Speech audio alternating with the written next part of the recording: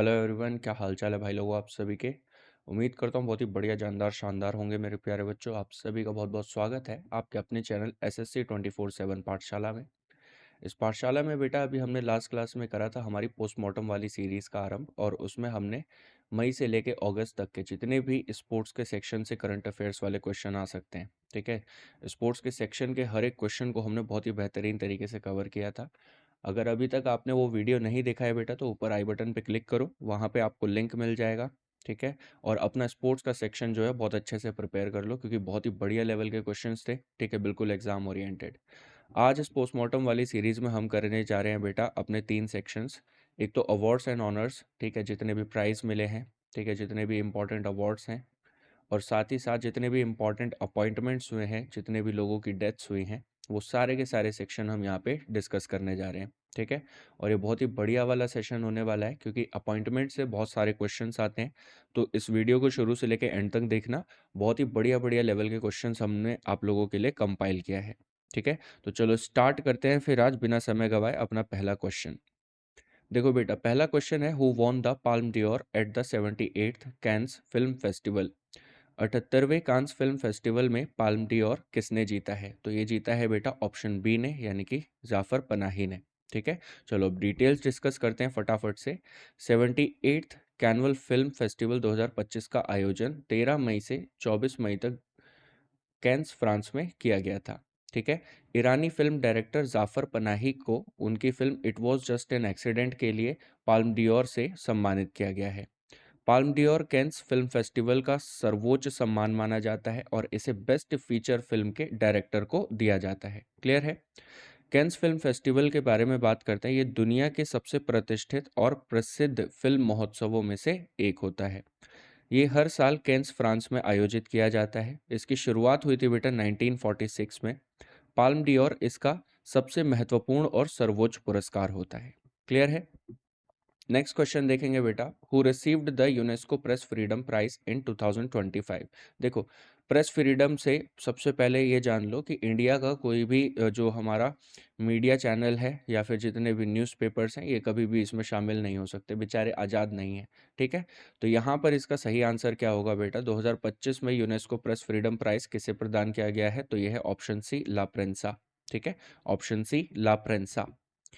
UNESCO press freedom prize 2025 से ला प्रेंसा, जो Nicaragua का एक प्रमुख न्यूज़पेपर है, इसको सम्मानित किया गया है, ठीक है। निकारागुआ में 2007 से तानाशाही शासन चल रहा है बेटा, यानी कि डिक्टोरियल रूल चल रहा है। फिर भी ला प्रेंसा ने कठोर प्रतिबंधों के बावजूद निर्भीकता से पत्रकारिता जारी रखी है और प्रेस फ्रीडम को बनाए रखा है, ठीक है। अब हमारे वाले तो बताओ, डेमोक्रेसी होने के बाद भी सिर्फ इतना ही पूछ सकते हैं हमारे नेताओं से कि मोदी जी आप आम कैसे खाते हो, है ना। या मोदी जी आप इतना 18-18 घंटे काम करते हो, 20-20 घंटे काम करते हो, तो उसके बाद आपके पास इतनी एनर्जी कहाँ से बचती है, आपके चेहरे पे नूर कहाँ से टपक रहा है ना। तो हमारे वाले सिर्फ इतना ही कर सकते हैं। वर्ष 2024 में ये पुरस्कार किसको मिला था बेटा? ये फ़लस्तीन के पत्रकारों को मिला था, ठीक है, गाज़ा कवरेज के लिए। क्लियर है? यूनेस्को प्रेस फ्रीडम प्राइज़ के बारे में बात करते हैं। ये पुरस्कार उन व्यक्तियों या संस्थाओं को दिया जाता है जिन्होंने प्रेस फ्रीडम की रक्षा और प्रोत्साहन में उल्लेखनीय योगदान दिया हो, ठीक है। अपने इंडिया वाले इसमें कभी शामिल नहीं हो सकते। इसमें प्राइज़ अमाउंट क्या मिलता है बेटा? 25,000 यूएस डॉलर्स। क्लियर है? क्वेश्चन नंबर 3 पे आते हैं बेटा। Which award is famously called the green Nobel, ठीक है, ग्रीन नोबल के नाम से प्रसिद्ध पुरस्कार कौन सा है? तो ये है बेटा हमारा ऑप्शन बी, ठीक है, ऑप्शन बी। क्लियर है, गोल्डमैन एनवायरमेंटल प्राइज। चलो इसके बारे में बात करते हैं, ये क्या होता है। गोल्डमैन एनवायरमेंटल प्राइज 2024, जिसे ग्रीन नोबल भी कहा जाता है, पर्यावरण संरक्षण के क्षेत्र में उत्कृष्ट कार्य के लिए 7 व्यक्तियों को प्रदान किया गया, ठीक है। वो 7 व्यक्ति कौन कौन है? देखो 2024 में जो विनर्स हैं, ठीक है, वो ये 7 लोग हैं। पहले हैं हमारे सेमिया घरबी, ठीक है, ये है तुनीशिया से, ठीक है।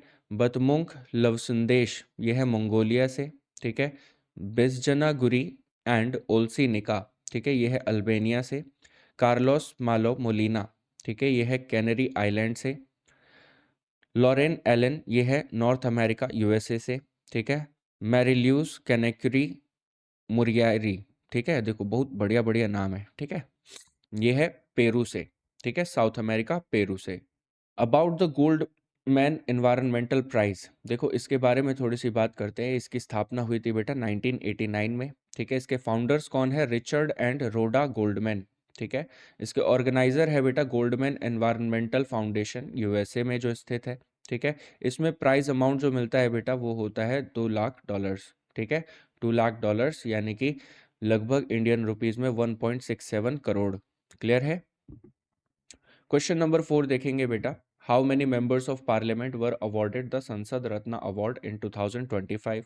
2025 में संसद रत्न अवार्ड कितने सांसदों को मिला है? तो ये मिला है बेटा 17। ठीक है, 17 सांसदों को। ठीक है, चलो के इसको भी अच्छे से इसका टॉपसी रिपोर्ट निकालते हैं। संसद रत्न अवार्ड 2025 से 17 मेंबर्स ऑफ पार्लियामेंट्स तथा 2 पार्लियामेंट्री स्टैंडिंग कमिटीज को सम्मानित किया गया है। ये पुरस्कार का 15वां एडिशन है। ठीक है, अवार्डेड कमिटीज कौन कौन सी हैं बेटा? Standing committee on finance. ठीक है, इसके चेयरमैन है भर्तृहरि मेहताब, जो कि हैं बीजेपी से। ठीक है, स्टैंडिंग कमेटी ऑन एग्रीकल्चर, जिसके चेयरमैन है बेटा चरणजीत सिंह चन्नी, ये हैं कांग्रेस से।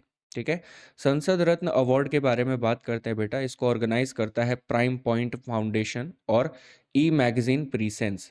ठीक है, इसकी शुरुआत हुई थी 2010 में और ये किससे इंस्पायर्ड है? डॉक्टर एपीजे अब्दुल कलाम जी से। ठीक है, इसका उद्देश्य क्या है बेटा? पार्लियामेंट्री परफॉर्मेंस में उत्कृष्टता को सम्मानित करना। क्लियर है? क्वेश्चन नंबर 5 देखते हैं बेटा जल्दी से। Who was recently awarded the global Indian of the year award by the Canada India foundation? Canada India foundation, जिसे हम CIF भी कहते हैं, इसके द्वारा global Indian of the year award हाल ही में किसे दिया गया है? तो ये दिया गया है बेटा सदगुरु को। ठीक है, ऑप्शन बी जो है वो होगा हमारा करेक्ट आंसर। क्लियर है? टोरंटो कनाडा में आयोजित एक समारोह में प्रसिद्ध आध्यात्मिक गुरु एवं ईशा फाउंडेशन के संस्थापक सदगुरु को global Indian of the year award से सम्मानित किया गया है।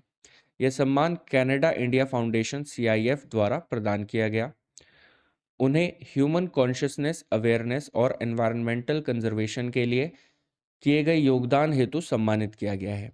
ठीक है, जिसमें प्राइज मनी कितना मिला है बेटा? 50,000 कैनेडियन डॉलर्स। ठीक है, सदगुरु ने पूरा पुरस्कार कावेरी कॉलिंग प्रोजेक्ट को समर्पित किया, जिसका उद्देश्य क्या है? कावेरी नदी का पुनरुद्धार, वृक्षारोपण बढ़ाना और किसानों का समर्थन करना। ठीक है, देखो इस अवार्ड के बारे में थोड़ी सी डिटेल डिस्कस करते हैं। इसका जो ऑर्गेनाइजर है वो कौन है? Canada India foundation. ठीक है, ये एक पब्लिक पॉलिसी संगठन है जो इंडिया कनाडा संबंधों को मजबूत करने पर आधारित है। ठीक है, ये पुरस्कार ऐसे भारतीय मूल के व्यक्तियों को दिया जाता है जिनका अंतर्राष्ट्रीय प्रभाव उल्लेखनीय हो। ठीक है, जिसकी शुरुआत हुई थी बेटा 2024 में। क्लियर है? क्वेश्चन नंबर 6 पर आते हैं बेटा। Which scientist won the world food prize often known as the Nobel for food and agriculture? World food prize, जिसे खाद्य एवं कृषि का नोबेल भी कहा जाता है, किस वैज्ञानिक को मिला है? तो ये मिला है बेटा ऑप्शन डी, डॉक्टर मैरियांगेला हंगारिया। ठीक है, अब इस नाम को कैसे प्रोनाउंस करते हैं ये उस कंट्री के लोग ज़्यादा अच्छे से बता सकते हैं। ठीक है, फिलहाल हम इसको डॉक्टर मैरियांगेला हंगारिया ही कहेंगे। ठीक है, अगर प्रोनाउंसिएशन हमारी थोड़ी सी सही नहीं है तो बेटा एडजस्ट कर लेना, नहीं तो सही प्रोनाउंसिएशन आप लोग कमेंट में बता देना। ठीक है, तो इसका सही उत्तर क्या है बेटा? Option D. ठीक है, वर्ल्ड फूड प्राइज 2025 से डॉक्टर मरियांगेला हंगारिया, जो कि ब्राज़ील से हैं, इनको सम्मानित किया गया है। ठीक है, उन्हें यह पुरस्कार बायोलॉजिकल नाइट्रोजन फिक्सेशन और सीड ट्रीटमेंट्स में उनके क्रांतिकारी योगदान के लिए दिया गया है। ठीक है, इस वर्ल्ड फूड प्राइज के बारे में बात करते हैं। ये क्या है बेटा? ये एक अंतर्राष्ट्रीय पुरस्कार है। ठीक है, जिसे वैश्विक स्तर पर भोजन की गुणवत्ता, मात्रा और उपलब्धता बढ़ाने में योगदान देने वालों को प्रदान किया जाता है। इसे अक्सर Nobel prize for food and agriculture भी कहा जाता है। इसको ऑर्गेनाइज करता है बेटा वर्ल्ड फूड प्राइज फाउंडेशन। ठीक है, इसकी स्थापना हुई थी 1986 में। पहला अवार्ड जो दिया गया था बेटा वो दिया गया था 1987 में, और किसको दिया गया था? डॉक्टर MS स्वामीनाथन को। ठीक है, जो कि इंडिया से हैं। इन्हें फादर ऑफ ग्रीन रेवोल्यूशन भी कहा जाता है, ये आपको याद रखना है। क्लियर है? क्वेश्चन नंबर 7 पे आते हैं बेटा। Who became the first Indian lawyer to receive the medal of honour from the world jurist association? World jurist association से मेडल ऑफ ऑनर पाने वाले पहले भारतीय वकील कौन बने हैं? तो ये बने हैं बेटा ऑप्शन डी, भुवन रिभु। ठीक है, ऑप्शन डी, भुवन रिभु। भुवन रिभु पहले भारतीय वकील बने जिन्हें वर्ल्ड ज्यूरिस्ट एसोसिएशन यानी कि WJA द्वारा मेडल ऑफ ऑनर से सम्मानित किया गया है। यह सम्मान उन्हें world law Congress Dominican Republic में प्रदान किया गया। वे चाइल्ड राइट्स के प्रति अपने प्रभावी कार्य के लिए जाने जाते हैं। ठीक है, इनके मेजर अचीवमेंट्स की बात करें बेटा तो चाइल्ड मैरिज फ्री वर्ल्ड अभियान की शुरुआत इन्होंने करी थी। वर्तमान में अभी कम से कम 39 कंट्रीज में ये बहुत बढ़िया तरीके से सक्रिय है। UN ट्रैफिकिंग डेफिनेशंस को IPC 2011 में शामिल करवाने में महत्वपूर्ण भूमिका इन्होंने निभाई है। ठीक है, नेशनल एजुकेशन पॉलिसी 2020 में चाइल्ड राइट्स के समावेश के लिए इनका योगदान है। जुवेनाइल जस्टिस एक्ट 2015 में सुधार हेतु इन्होंने बहुत ज़्यादा सहयोग किया। About the medal of honour, देखो ये मेडल ऑफ ऑनर क्या है बेटा, इसके बारे में भी थोड़ी सी बात करते हैं। ये जो अवार्ड है, ठीक है, ये WJA यानी कि वर्ल्ड ज्यूरिस्ट एसोसिएशन द्वारा जस्टिस, लॉ और ह्यूमन राइट्स में उत्कृष्ट योगदान हेतु दिया जाता है। वर्ल्ड जस्टिस एसोसिएशन एस्टैब्लिश्ड कब हुआ था बेटा? इसकी स्थापना हुई थी 1963 में और इसका मुख्यालय कहाँ है बेटा? वॉशिंगटन DC USA में। क्लियर है? क्वेश्चन नंबर 8 देखते हैं बेटा। Pulitzer prizes are primarily awarded for excellence in which field? Pulitzer पुरस्कार मुख्य रूप से किस क्षेत्र में उत्कृष्टता के लिए दिए जाते हैं? तो ये कम से कम 3 से 4 कैटेगरीज में दिए जाते हैं, बल्कि कई सारी कैटेगरीज में दिए जाते हैं, बट इन ऑप्शंस के अकॉर्डिंग यहाँ पर सिर्फ एक है, वो है ऑप्शन बी, जो कि करेक्ट आंसर है। ठीक है, पुलिट्जर प्राइज पत्रकारिता के क्षेत्र का सबसे प्रतिष्ठित पुरस्कार माना जाता है। साथ ही साथ यह लिटरेचर और म्यूजिक को भी शामिल करता है। क्लियर है? नवीनतम घोषणाओं में द न्यूयॉर्क टाइम्स को कुल 4 पुलिट्जर प्राइजेस प्राप्त हुए हैं। देखो, पुलिट्जर प्राइज के बारे में थोड़ी सी बात करते हैं। इसमें कुल कितनी कैटेगरीज होती हैं बेटा? इसमें कुल 23 कैटेगरीज होती हैं। ठीक है, इसका संचालन करता है बेटा कोलंबिया यूनिवर्सिटी। ठीक है, इसकी स्थापना कब हुई थी? 1917 में। और इसके संस्थापक थे, ठीक है, जोसेफ पुलिट्जर। ठीक है, जो इसके फाउंडर थे उनका नाम है जोसेफ पुलिट्जर। ये किस किस फील्ड में दिया जाता है बेटा? तो ये newspapers, magazines, online journalism, literature, music, इन सभी फील्ड्स में ये पुलिट्जर पुरस्कार दिया जाता है। क्वेश्चन नंबर 9 देखते हैं बेटा। Who received the PEN Pinter prize 2025 for outstanding literary work? उत्कृष्ट साहित्यिक योगदान के लिए 2025 का पेन पिंटर प्राइज किसे प्रदान किया गया है? तो ये मिला है बेटा ऑप्शन डी, लीला अबुलेला को। ठीक है, लीला अबुलेला को। देखो, ये पेन पिंटर प्राइज क्या है बेटा? ये पुरस्कार साहित्य के नोबल लॉरेट हेरोल्ड पिंटर के सम्मान में दिया जाता है। इसके लिए एलिजिबिलिटी क्राइटेरिया क्या है? ऐसा इंग्लिश राइटर जो ब्रिटिश हो या ब्रिटेन में रिजाइड करता हो, ठीक है, और जिसकी लेखनी ने समाज पर गहरा प्रभाव डाला हो। ठीक है, इसकी शुरुआत हुई थी बेटा 2009 में। ठीक है, और ये किसके द्वारा दिया जाता है बेटा? इंग्लिश पेन फाउंडेशन के द्वारा। ठीक है, 2024 के जो विनर थी बेटा वो थी अरुंधति रॉय। ठीक है, लीला अबुलेला के बारे में बात करें तो इनका जन्म हुआ था सूडान में। वर्तमान में वे स्कॉटलैंड में रह रही हैं। ठीक है, तो ये एक सूडानीज और स्कॉटिश ऑथर हैं। क्लियर है? क्वेश्चन नंबर 10 देखते हैं बेटा। PM मोदी, ठीक है, आ गए मोदी जी, अवार्ड लिया है। देखो, PM Modi was awarded the grand cross of the order of Makarios 3, the highest civilian honour of which country?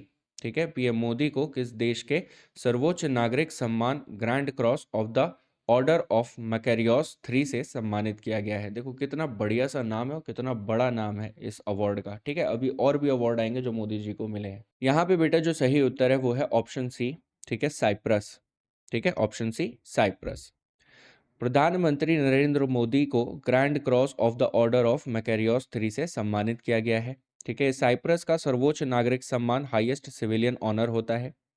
यह सम्मान साइप्रस के राष्ट्रपति निकोस क्रिस्टोडोलिड्स द्वारा प्रदान किया गया है। PM मोदी इस समय 3 देशों की यात्रा पर थे, साइप्रस, कनाडा और क्रोएशिया। ठीक है, कनाडा में प्रधानमंत्री मोदी ने G7 समिट में भी भाग लिया था। साइप्रस के बारे में अगर थोड़ी सी बात करें बेटा तो ये इसका स्थान कहाँ पर है? ये वेस्ट एशिया का एक स्थान है। ठीक है, और इसकी राजधानी क्या है बेटा? निकोशिया। ठीक है, इसकी राजधानी है निकोशिया।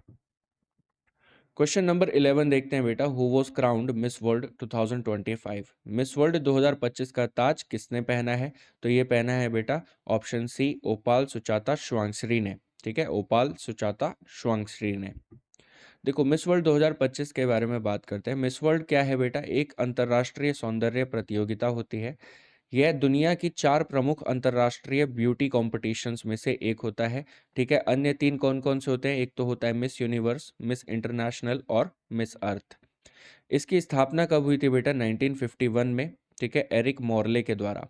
ठीक है, साल 2025 में इसका कौन सा एडिशन था? 72वां एडिशन आयोजित किया गया था। मिस वर्ल्ड 2025 जो कि 72वां एडिशन था, उसके बारे में बात करते हैं। कब से कब तक चला बेटा? तो ये इवेंट चला 10 मई से लेके 31 मई 2025 तक। ठीक है, इसका ऑर्गेनाइजर था बेटा तेलंगाना इंडिया। ठीक है, यहाँ पर ये ऑर्गेनाइज किया गया।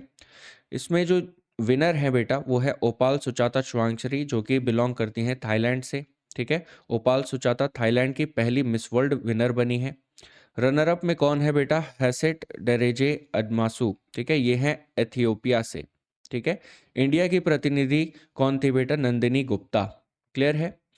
देखो 2024 में जो हमारा 71वां एडिशन हुआ था उसके बारे में बात करें तो ये कहाँ पर हुआ था? इसका वेन्यू था Jio World Convention Centre, Mumbai, India. ठीक है, और ये कब हुआ था बेटा? 9 मार्च 2024 को। इसमें जो विनर थी बेटा वो थी क्रिस्टिना पेस्कोवा।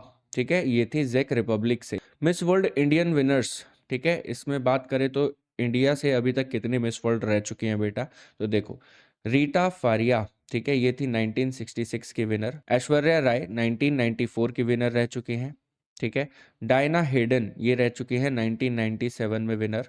ठीक है, फिर इसके बाद है युक्ता मुखे, ये 1999 में विनर रह चुकी हैं। ठीक है, प्रियंका चोपड़ा इन्होंने क्राउन पहना था 2000 में, और मनुषी छिल्लर जो कि अभी 2017 में मिस वर्ल्ड का खिताब जीती हैं।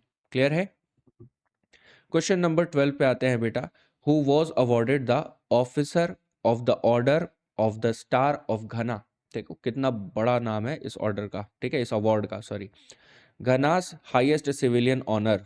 ठीक है, घना का ये सबसे सर्वोच्च नागरिक सम्मान है। ठीक है, घना के सर्वोच्च नागरिक सम्मान officer of the order of the star of घना किसे प्रदान किया गया है?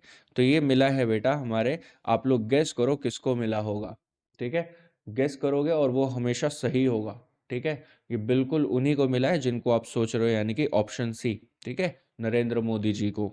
ठीक है, प्रधानमंत्री नरेंद्र मोदी को घना के सर्वोच्च नागरिक सम्मान officer of the order of the star of घना से सम्मानित किया गया है। ठीक है, यह सम्मान घना के राष्ट्रपति जॉन द्रमामी महामा द्वारा प्रदान किया गया है। जून 2025 में प्रधानमंत्री मोदी को साइप्रस का सर्वोच्च नागरिक सम्मान grand cross of the order of Makarios 3 भी दिया गया था, जिसकी अभी हमने पीछे बात करी थी। ठीक है, देखो और कौन कौन से इंटरनेशनल अवार्ड्स दिए गए हैं हमारे कैमरा प्रेमी प्रिय प्रधानमंत्री नरेंद्र मोदी जी को। देखो order of the drug Gyalpo, ठीक है, ये मिला था इनको 2024 में भूटान कंट्री में। ठीक है, ऑर्डर ऑफ सेंट एंड्रयूज जो कि रशिया का एक अवार्ड है, ये मिला था इनको 2024 में। ठीक है, ऑर्डर ऑफ द नाइजर, ठीक है, ये भी मिला था नाइजर कंट्री में 2024। ठीक है, डोमिनिका अवार्ड ऑफ ऑनर ये 2024, ये डोमिनिका कंट्री में इनको मिला था। ठीक है, order of the excellence Guyana, ठीक है, ये भी मिला था गुयाना कंट्री में 2024 में। Order of the freedom of Barbados, ठीक है, बारबाडोस कंट्री में 2024 में इनको ये भी सम्मान मिला है। देख रहे हो बाहर हमारा नाम कितना ऊंचा हो रखा है, मोदी जी अवार्ड पे अवार्ड लेकर आए जा रहे हैं। क्वेश्चन नंबर 13 देखते हैं बेटा। Who received the United Nations Nelson Mandela award on July 18 2025? 18 जुलाई 2025 को संयुक्त राष्ट्र नेल्सन मंडेला अवार्ड किसे दिया गया है? तो ये दिया गया है बेटा ब्रेंडा रेनॉल्ड्स एंड केनेडी ओडेड को। ठीक है, यानी कि ऑप्शन सी। ठीक है, ब्रेंडा रेनॉल्ड्स एंड केनेडी ओडेड को। यूएन नेल्सन मंडेला प्राइज 2025 से ब्रेंडा रेनॉल्ड्स और केनेडी ओडेड को सम्मानित किया गया है। ये पुरस्कार हर 5 साल में इंटरनेशनल नेल्सन मंडेला डे 18 जुलाई को जो मनाया जाता है इसको प्रदान किया जाता है। यह सम्मान एक महिला और एक पुरुष को दिया जाता है। क्लियर है? यह उन व्यक्तियों को दिया जाता है जिन्होंने ह्यूमन राइट्स, सोशल जस्टिस और ह्यूमैनिटी की सेवा के लिए अपना जीवन समर्पित कर दिया हो। क्लियर है? देखो यूएन नेल्सन मंडेला प्राइज के बारे में थोड़ी सी डिटेल डिस्कस करते हैं। ये पुरस्कार यूएन द्वारा हर 5 साल प्रदान किया जाता है। ठीक है, यह नेल्सन मंडेला की स्मृति में दिया जाता है। इसे 18 जुलाई इंटरनेशनल नेल्सन मंडेला डे पर प्रदान किया जाता है। और इसकी स्थापना कब हुई थी बेटा? 2014 में। ठीक है। नेल्सन मंडेला जी के बारे में थोड़ी सी बात करें तो वे साउथ अफ्रीका के पहले राष्ट्रपति और देश के पहले ब्लैक प्रेसिडेंट थे। ठीक है। उन्हें अपार्थीड यानी कि रेशियल सेग्रीगेशन के खिलाफ आंदोलन के लिए विश्व भर में जाना जाता है। नोबेल पीस प्राइज इनको मिला था 1993 में। ठीक है। इनको भारत रत्न भी मिला था 1990 में। वे भारत रत्न प्राप्त करने वाले दूसरे विदेशी नागरिक थे। ठीक है। पहले विदेशी नागरिक कौन थे बेटा? खान अब्दुल गफ्फार खान। ठीक है, जिनको अवार्ड मिला था 1987 में। क्लियर है। क्वेश्चन नंबर 14 देखते हैं बेटा। Which country honoured PM Narendra Modi with its highest civilian award the order of the Republic? देखो तुम ही लोग इज्जत नहीं करते हो बेटा। बाहर तो मोदी जी का रोला चल रहा है, रोला। ठीक है, जहां जा रहे हैं देखो वहां से हाईएस्ट सिविलियन ऑनर अवार्ड, कोई सा अवार्ड, कभी कोई अवार्ड, ठीक है, स्टार अवार्ड, सब लेकर आ रहे हैं। पर इंडिया में तुम ही लोग उनकी इज्जत नहीं करते हो। ठीक है, तुम उनको कैमरा प्रेमी कहते रहते हो। किस देश ने अपने सर्वोच्च नागरिक सम्मान ऑर्डर ऑफ द रिपब्लिक से पीएम नरेंद्र मोदी को सम्मानित किया है? तो ये है बेटा option D, Trinidad and Tobago. ठीक है, त्रिनिदाद एंड टोबैगो। प्रधानमंत्री नरेंद्र मोदी को the order of the Republic of Trinidad and Tobago से सम्मानित किया गया है। यह त्रिनिदाद एंड टोबैगो का सर्वोच्च नागरिक सम्मान, हाईएस्ट सिविलियन ऑर्डर होता है। यह सम्मान उन्हें त्रिनिदाद एंड टोबैगो की प्रधानमंत्री कमला प्रसाद बिसेसर द्वारा प्रदान किया गया है। क्लियर है। क्वेश्चन नंबर 15 देखो बेटा। Who won the 2025 UN population award for contributions to reproductive health and gender equality? प्रजनन, स्वास्थ्य और लैंगिक समानता में योगदान के लिए 2025 का यूएन पॉपुलेशन अवार्ड किसने जीता है? तो ये जीता है बेटा वर्षा देशपांडे ने। ठीक है, ये जीता है वर्षा देशपांडे यानी कि ऑप्शन डी ने। क्लियर है। देखो 11 जुलाई को, ठीक है, वर्षा देशपांडे जो कि महाराष्ट्र से हैं, इनको यूनाइटेड नेशंस पॉपुलेशन अवार्ड से सम्मानित किया गया है। यह सम्मान उन्हें वर्ल्ड पॉपुलेशन डे यानी कि 11 जुलाई पर प्रदान किया गया।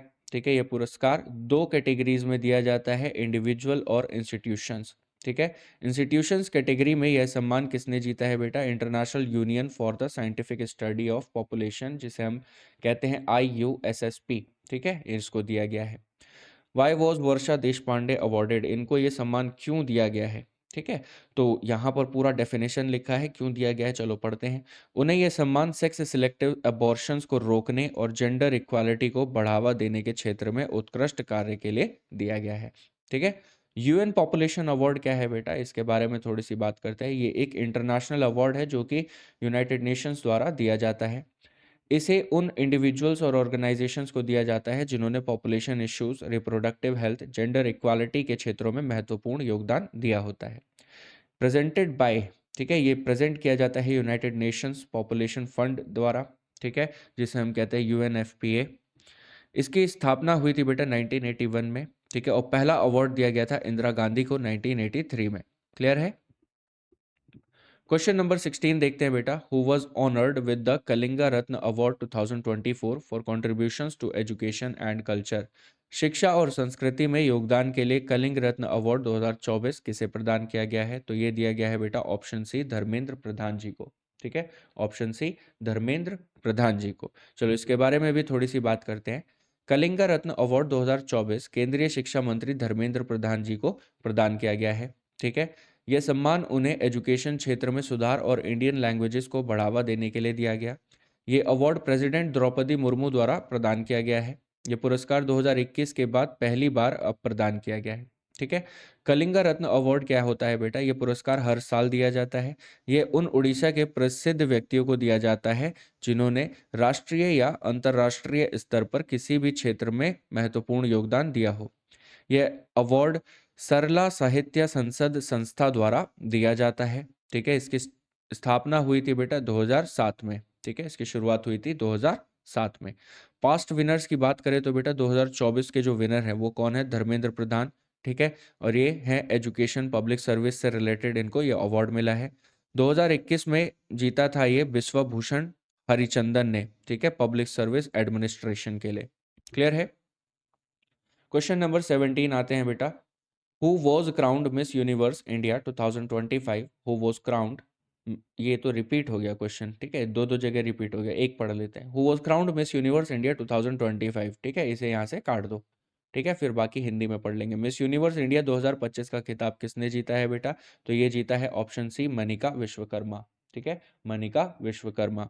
चलो इसके बारे में थोड़ी सी बात करते हैं।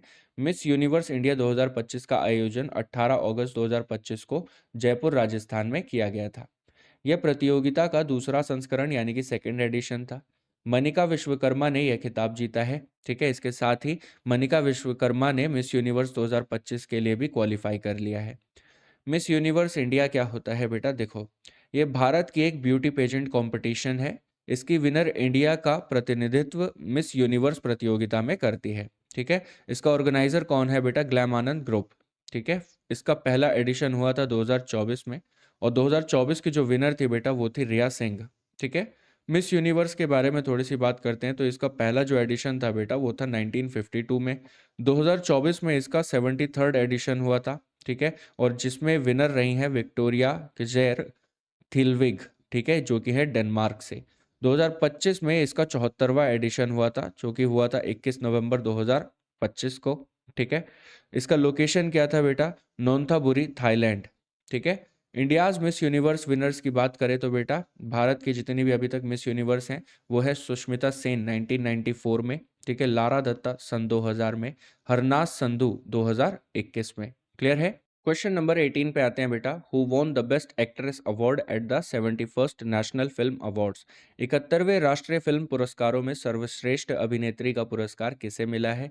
तो ये मिला है बेटा ऑप्शन सी, रानी मुखर्जी को। ठीक है, रानी मुखर्जी को। देखो, नेशनल फिल्म अवार्ड्स के बारे में बात करते हैं तो इसकी शुरुआत हुई थी बेटा 10 अक्टूबर 1951 में। ठीक है, ministry of information and broadcasting ने पहली बार 1954 में नेशनल फिल्म अवार्ड्स प्रदान किए थे। ये पुरस्कार 1953 में रिलीज हुई फिल्मों के लिए दिए गए थे। उस समय प्रेसिडेंट कौन थे बेटा हमारे भारत के? वो थे डॉक्टर राजेंद्र प्रसाद। ठीक है, minister of information and broadcasting की बात करें तो यहाँ पे minister of information and broadcasting थे बीवी केसकर। ठीक है, प्रारंभिक वर्षों में नेशनल अवार्ड्स को स्टेट फिल्म अवार्ड्स भी कहा जाता था।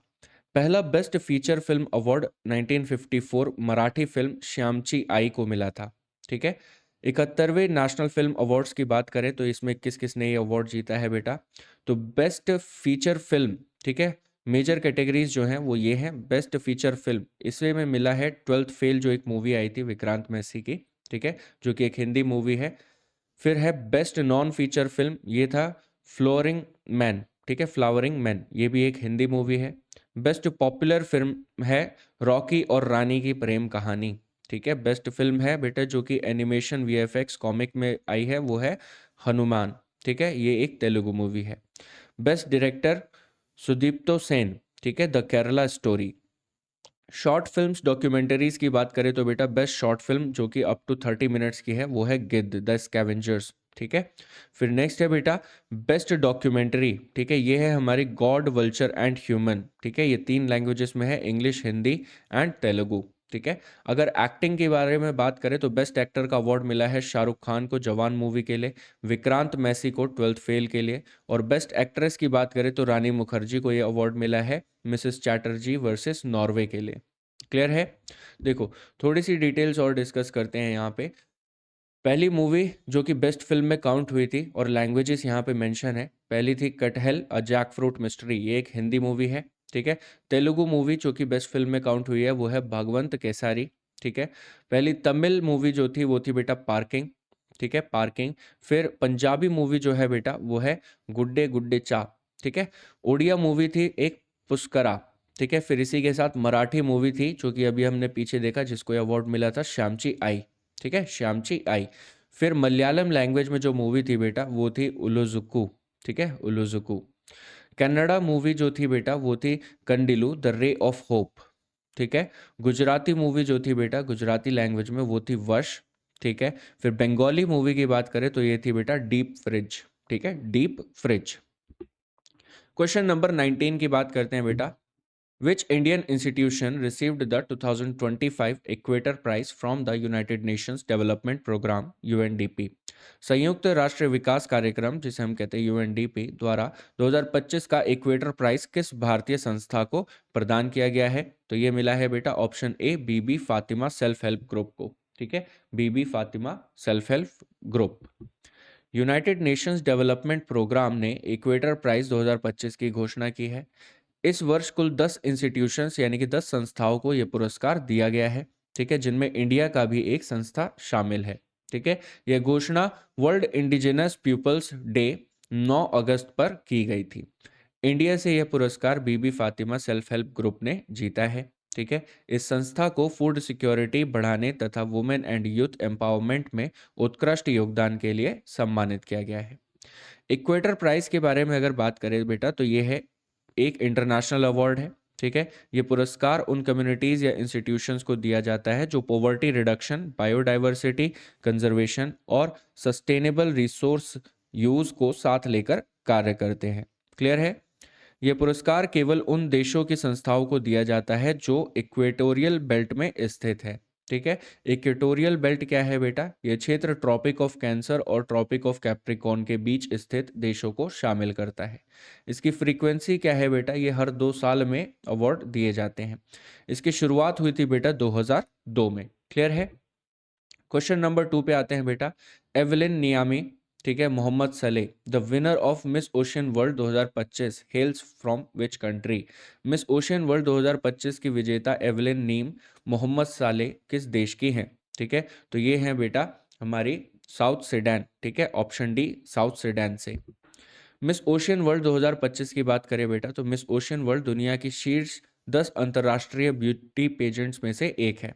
ठीक है, इसका मुख्य उद्देश्य क्या है बेटा? ओशियन अवेयरनेस और एनवायरमेंटल कंजर्वेशन को मॉडलिंग और फैशन के माध्यम से बढ़ावा देना। वर्ष 2025 में इसका आयोजन जयपुर राजस्थान में हुआ था। ठीक है, इसकी विनर रही हैं एवलिन नियामे मोहम्मद सले, ठीक है, जो कि हैं साउथ सुडान से। और इसमें पहले रनर अप है बेटा पारुल सिंह, ठीक है, जो कि है जयपुर राजस्थान से। ठीक है, इस प्रतियोगिता में 20 देशों की प्रतिभागियों ने हिस्सा लिया था। मिस ओशियन वर्ल्ड 2024 की बात करें बेटा, तो इसमें जो विनर है वो है एलिजा मिस्कोव्स्का, ठीक है, जो कि है लाटविया से। मिस ओशियन वर्ल्ड की बात करें बेटा, तो इसके की फैक्ट्स जो हैं, इसकी शुरुआत हुई थी 2012 में। ठीक है, एलिजिबिलिटी क्राइटेरिया क्या है इसमें? आपकी आयु कितनी होनी चाहिए? 18 से 28 वर्ष। ठीक है, प्रतिभागी अनमैरिड होनी चाहिए, पर्यावरण एनवायरनमेंट में रुचि आवश्यक। ठीक है, तो ये कुछ एलिजिबिलिटी क्राइटेरिया है। क्लियर है? क्वेश्चन नंबर 21 देखते हैं बेटा। Who has recently been elected as the next pope? हाल ही में अगले पोप के रूप में किसे चुना गया है? तो ये चुना गया है बेटा रॉबर्ट फ्रांसिस प्रेवोस्ट को। ठीक है, ऑप्शन सी। क्लियर है? कार्डिनल रॉबर्ट फ्रांसिस प्रेवोस्ट को 267th पोप चुना गया है और उन्होंने नया नाम पोप लियो 14 ग्रहण किया है। ठीक है, वे पहले यूएस सिटीजन है जो पोप बने हैं। ठीक है, उनका चुनाव पोप फ्रांसिस 266वें पोप के 21 अप्रैल 2025 को निधन के बाद किया गया। पैपल इलेक्शन प्रोसेस, ठीक है, पोप का चुनाव कॉन्क्लेव के माध्यम से होता है। यह एक सीक्रेट मीटिंग होती है जिसमें सीनियर कार्डिनल्स भाग लेते हैं। ठीक है, यह बैठक सिस्टीन चैपल वेटिकन सिटी में आयोजित की जाती है। ठीक है, ये बैठक कहाँ पे होती है बेटा? सिस्टीन चैपल, ठीक है, जो कि है वेटिकन सिटी में, यहाँ पर ऑर्गेनाइज की जाती है। ब्लैक स्मोक क्या है बेटा? चुनाव में निर्णय नहीं हुआ। ठीक है, और व्हाइट स्मोक का मतलब क्या होता है? नया पोप चुनने जाने की घोषणा। ठीक है, अगर ब्लैक स्मोक, ब्लैक धुआं आता है तो वहां पे चुनाव में निर्णय नहीं हुआ है अभी तक, और अगर व्हाइट स्मोक आता है तो नया पोप चुने जाने की घोषणा हो जाती है। अबाउट द पोप, पोप क्या होते हैं बेटा? इनके बारे में थोड़ी सी बात करते हैं। पोप रोम के बिशप और कैथोलिक चर्च के प्रमुख होते हैं। पोप साथ ही वेटिकन सिटी के भी शासक होते हैं। ठीक है, पोप फ्रांसिस 266वें पोप, ठीक है, जो कि 266वें पोप हैं, अमेरिका से चुने जाने वाले पहले पोप थे। पैपासी पोप पद की शुरुआत कब हुई थी बेटा? फर्स्ट सेंचुरी में। ठीक है, फर्स्ट सेंचुरी में इसकी शुरुआत हुई थी। वेटिकन सिटी के बारे में अगर बात करें तो दुनिया का सबसे छोटा देश है। इसका क्षेत्रफल है 0.44 स्क्वायर किलोमीटर। ठीक है, इसकी जो मुद्रा है बेटा, जो करेंसी है वो यूरो है। ठीक है, और इसकी राजधानी है बेटा वेटिकन सिटी। ठीक है, राजधानी भी इसकी क्या है? वेटिकन सिटी है। ये दुनिया का सबसे छोटा देश है। क्वेश्चन नंबर 22 की बात करते हैं बेटा। Who has been appointed as the new governor of Haryana? ठीक है, हरियाणा के नए राज्यपाल के रूप में किसे नियुक्त किया गया है? तो यहाँ पे बेटा नियुक्ति का क्वेश्चन आया, बहुत ही बढ़िया सा। तो फटाफट से बताओ कि यहाँ पे हमारा सही आंसर क्या होगा। तो सही आंसर होगा बेटा हमारा प्रोफेसर असीम कुमार घोष। ठीक है, ऑप्शन डी। क्लियर है। देखो, जुलाई 2025 में राष्ट्रपति द्रौपदी मुर्मू ने लद्दाख, हरियाणा और गोवा के लिए नए गवर्नर्स, लेफ्टिनेंट गवर्नर्स नियुक्त किए हैं। नई अपॉइंटमेंट्स जो हुई हैं बेटा, नई नियुक्तियां जो हुई हैं वो इस टेबल में मेंशन है। देखो, स्टेट और यूटी यहाँ पे मेंशन है। लद्दाख के जो न्यू अपॉइंटमेंट हुई है बेटा, वो हुई है कविंदर गुप्ता जी की। ठीक है, और इनको कौन सी पोस्ट दी गई है? लेफ्टिनेंट गवर्नर की। और जो प्रीवियस पर्सन थे यहाँ पे जो इस पोस्ट को संभाल रहे थे, वो कौन थे? Brigadier doctor B D Mishra. ठीक है। हरियाणा की बात करें तो हरियाणा में जो अभी अपॉइंट हुए हैं वो है प्रोफेसर असीम कुमार घोष। ठीक है, ये गवर्नर की पोस्ट इन्होंने संभाली है। इनसे पहले जो थे, ठीक है, बंदरू दत्तात्रेय।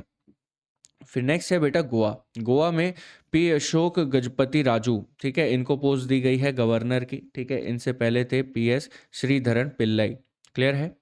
देखो, गवर्नर कैसे अपॉइंट किए जाते हैं बेटा, उसके बारे में यहाँ पे आप लोगों को डिटेल्स दी गई है, इसे फटाफट से पढ़ लेते हैं। आर्टिकल 155 के तहत प्रेसिडेंट द्वारा गवर्नर की नियुक्ति की जाती है। ठीक है। आर्टिकल 239 के अनुसार यूनियन टेरिटरीज के लेफ्टिनेंट गवर्नर की नियुक्ति भी प्रेसिडेंट द्वारा की जाती है। क्लियर है। तो ये आर्टिकल्स बेटा अच्छे से याद कर लेना।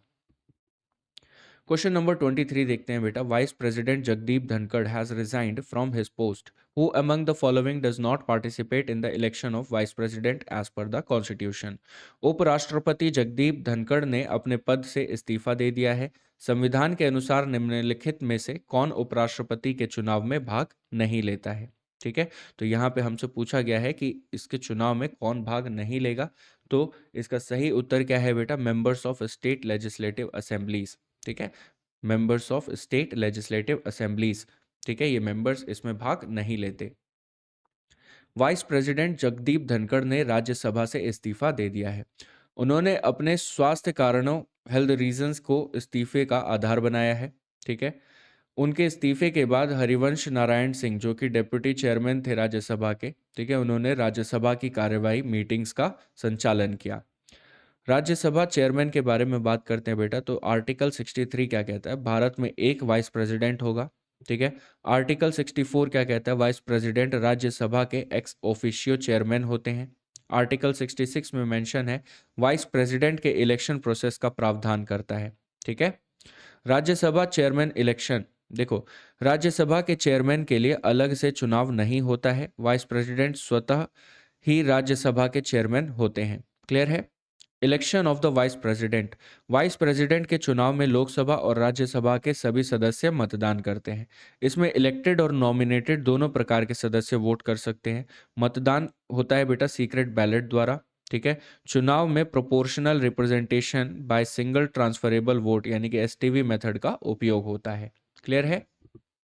क्वेश्चन नंबर 24 पे आते हैं बेटा। Who has become the second Indian to go to space after Rakesh Sharma. Rakesh Sharma के बाद अंतरिक्ष जाने वाले दूसरे भारतीय कौन बने हैं? तो ये बने हैं बेटा शुभांशु शुक्ला। ठीक है, option C, Shubhanshu Shukla. Axiom 4 mission का प्रक्षेपण 25 जून 2025 को किया गया। इस मिशन के तहत 4 व्यक्तियों को इंटरनेशनल स्पेस स्टेशन आईएसएस भेजा गया।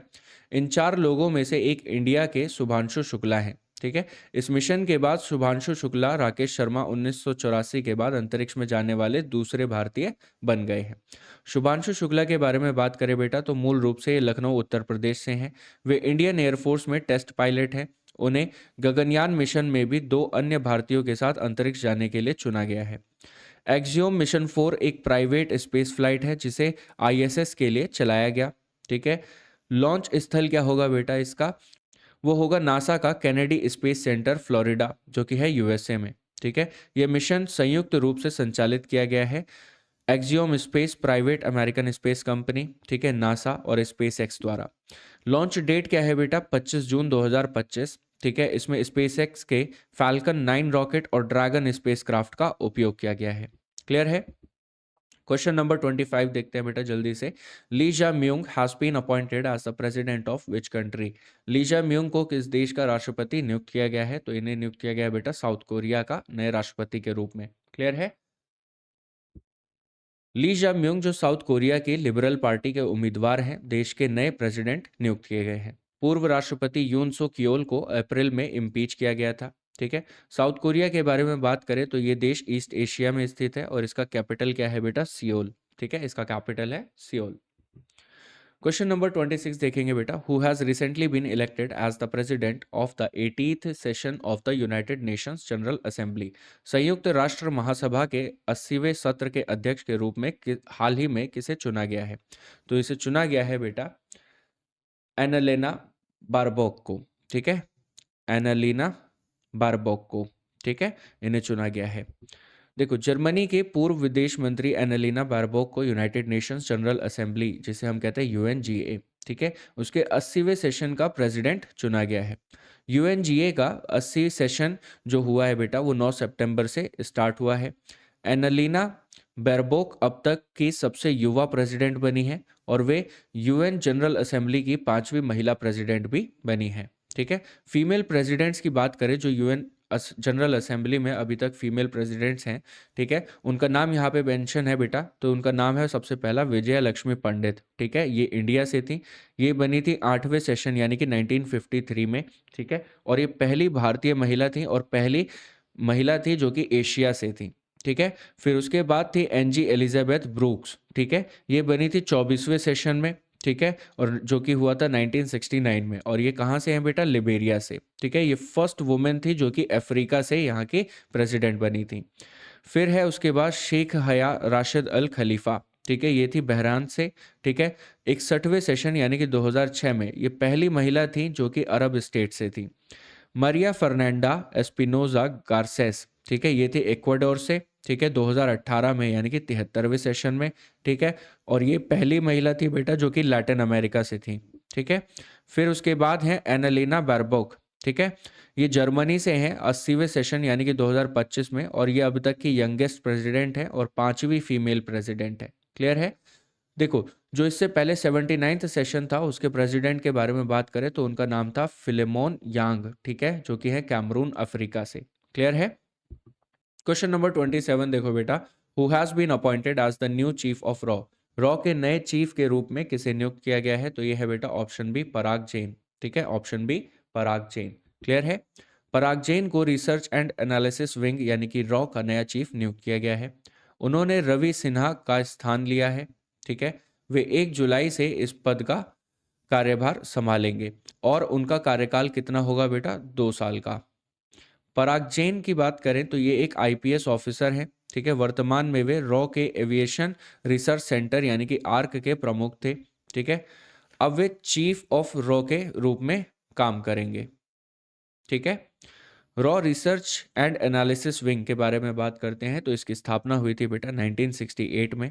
ठीक है, इसका हेडक्वार्टर्स कहाँ है बेटा? न्यू दिल्ली, इंडिया में। ठीक है, और अभी इसके करंट चीफ हैं पराग जैन, और इसके जो पहले चीफ थे वो थे रामेश्वर नाथ राव। ठीक है, रामेश्वर नाथ राव। आते हैं क्वेश्चन नंबर 28 पे, who has become the first women president of Suriname. Suriname की पहली महिला राष्ट्रपति कौन बनी है बेटा? तो ये बनी है जेनिफर गिरलिंग साइमंस, यानी कि ऑप्शन डी हमारा करेक्ट आंसर होगा। जेनिफर गिरलिंग साइमंस को सुरिनाम का नया प्रेसिडेंट नियुक्त किया गया है। इसके साथ ही वे सुरिनाम की पहली महिला प्रेसिडेंट बन गई हैं। Jennifer Geerlings Simons National Democratic Party of Suriname से संबंध रखती हैं। वे वर्तमान में प्रेसिडेंट शान सेंटोखी के स्थान लेंगी।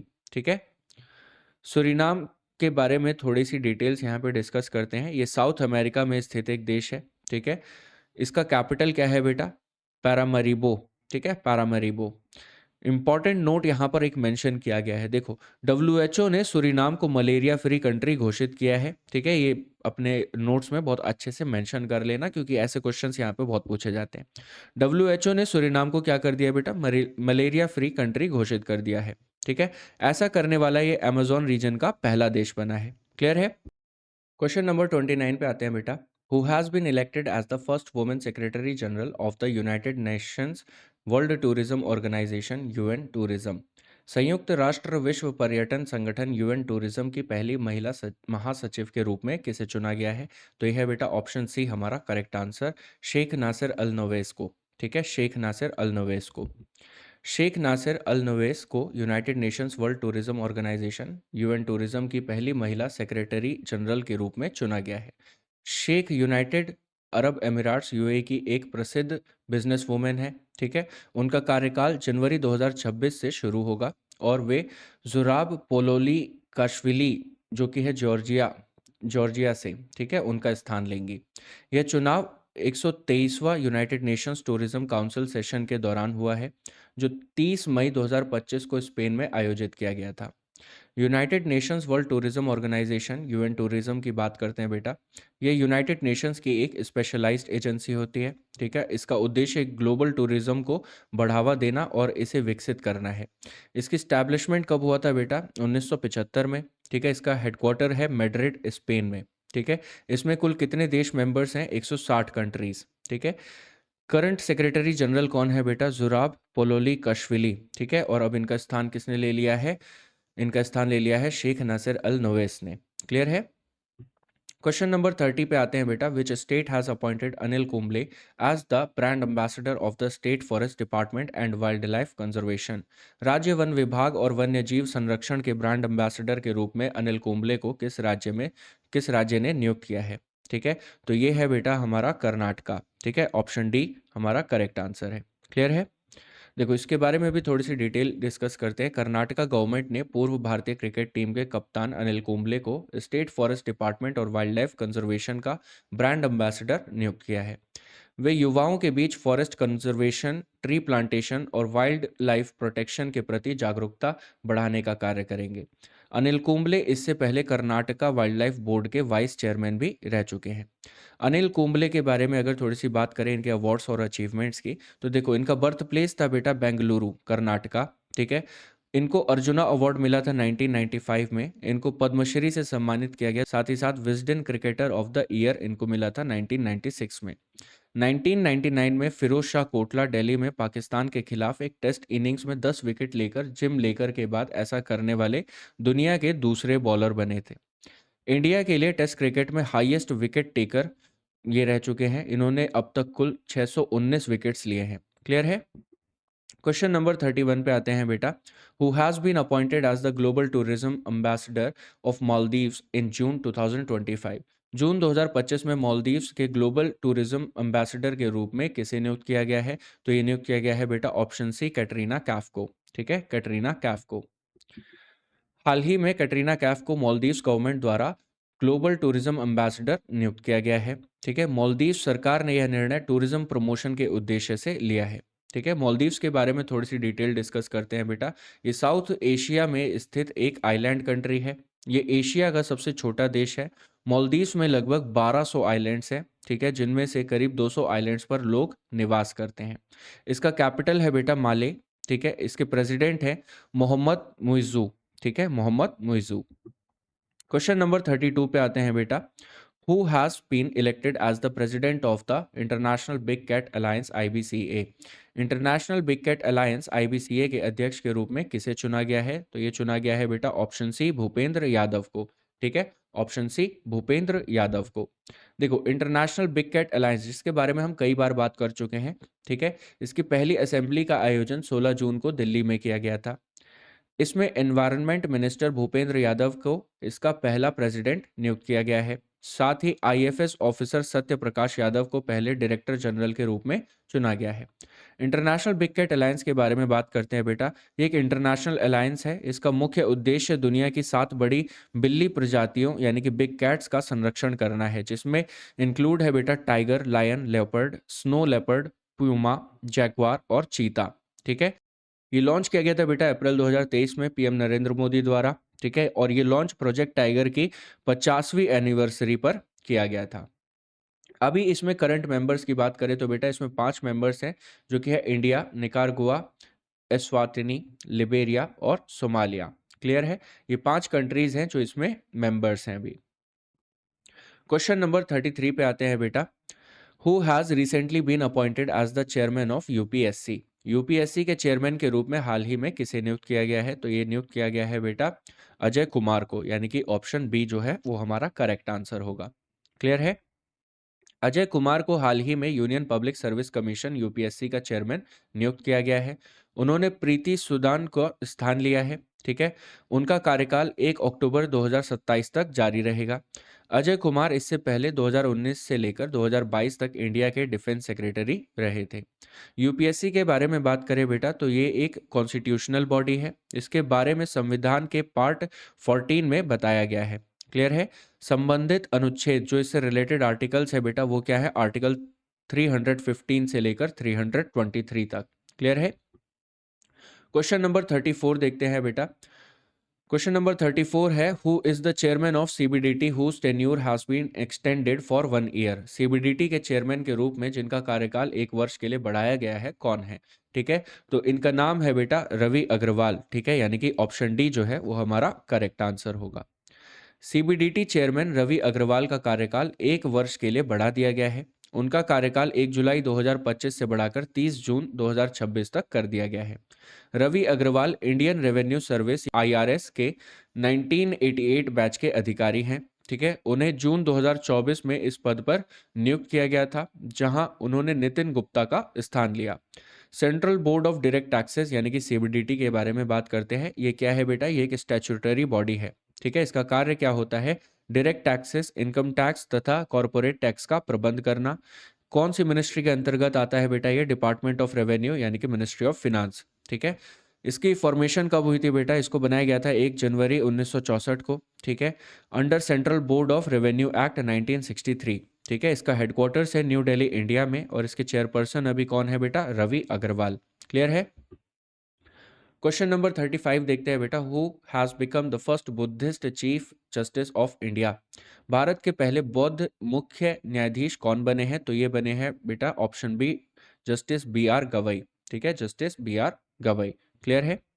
जस्टिस बी आर गवई ने इंडिया के 52वें Chief justice of India CJI के रूप में शपथ ली है। वे इस पद को संभालने वाले पहले बुद्धिस्ट हैं। ठीक है, इनका बैकग्राउंड के बारे में बात करें तो उन्होंने जस्टिस संजीव खन्ना का स्थान लिया है। वे महाराष्ट्र से हैं। ठीक है, नवंबर 2003 में उन्हें बॉम्बे हाई कोर्ट में एडिशनल जज के रूप में भी नियुक्त किया गया था।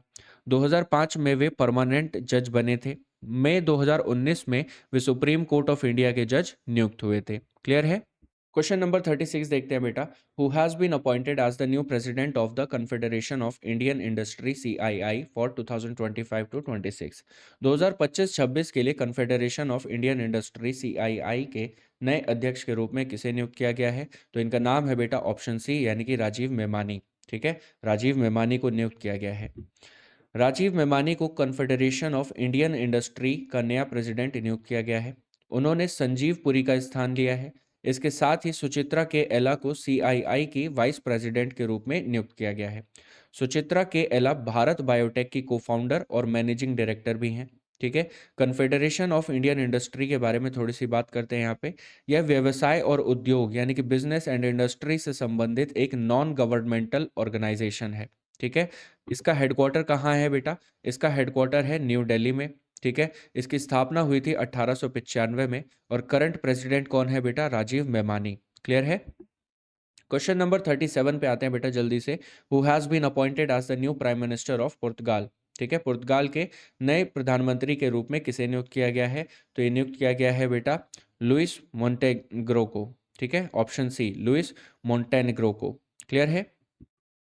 लुइस मोंटेनेग्रो को एक बार फिर पुर्तगाल का प्राइम मिनिस्टर चुना गया है। उनके साथ साथ प्रेसिडेंट मार्सेलो रोबेलो द सूसा को भी दोबारा री अपॉइंटेड किया गया है। ठीक है, लुइस मोंटेनेग्रो इससे पहले अप्रैल 2024 इलेक्शंस के बाद प्राइम मिनिस्टर बने थे। पुर्तगाल के की फैक्ट्स के बारे में थोड़ी सी यहाँ पे डिटेल्स डिस्कस करते हैं। ठीक है, ये एक यूरोपीय देश है, यूरोप में स्थित है। ठीक है, इसका कैपिटल है बेटा लिस्बन।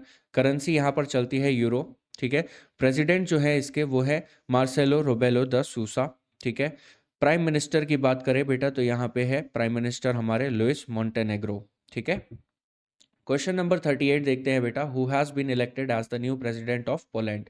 पोलैंड के नए राष्ट्रपति के रूप में किसे चुना गया है बेटा?